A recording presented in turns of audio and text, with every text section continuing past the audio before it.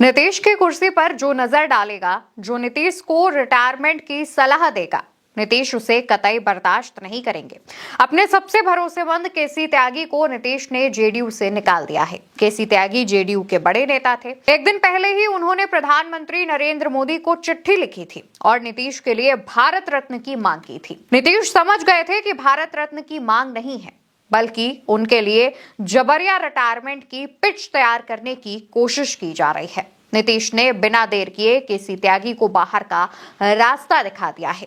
ऐसा लग रहा है जैसे नीतीश के अपने लोग ही चाहते हैं कि नीतीश संन्यास ले ले। बार बार उनको एक सलाह दी जाती है कि बेटे को आगे लाइए, बेटे को आगे लाइए, पार्टी सौंप दीजिए, और वो भी तब जब बिहार में अभी चुनाव हुए तो जनता ने नीतीश के काम, नीतीश के चेहरे पर मुहर लगाई है। नीतीश पिछले 20 साल से मुख्यमंत्री हैं, चाहे कोई भी गठबंधन हो। जब 75 साल की उम्र में नरेंद्र मोदी रिटायरमेंट के बारे में नहीं सोच रहे, तो फिर नीतीश तो उनसे छोटे ही हैं। वो क्यों सोचे?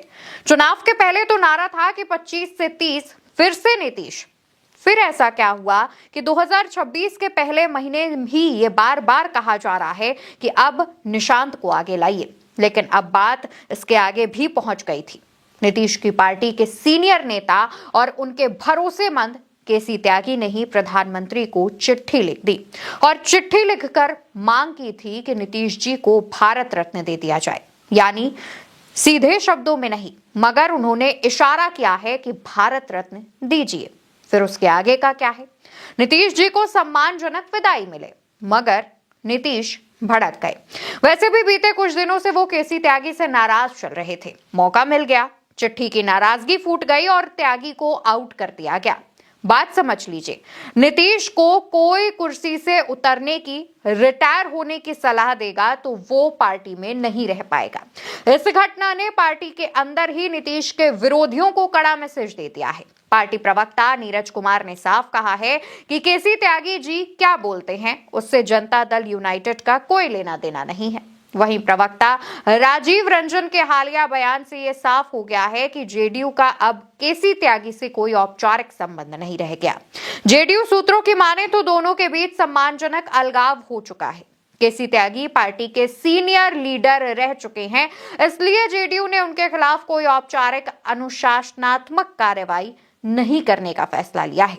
जेडीयू के भीतर यह माना जा रहा है कि त्यागी ने पार्टी के साथ लंबे समय तक अहम भूमिकाएं निभाई हैं, जिसे देखते हुए नेतृत्व किसी तरह का टकराव नहीं चाहता।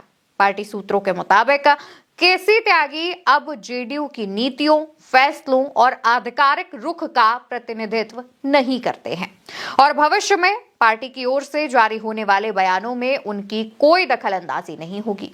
केसी त्यागी हाल ही में कई विवादों में रहे हैं। उन्होंने आईपीएल में बांग्लादेशी खिलाड़ी को हटाने के फैसले का विरोध किया था। इसके अलावा 2024 में फिलिस्तीन मुद्दे पर भारत सरकार से अलग स्टैंड लिया था।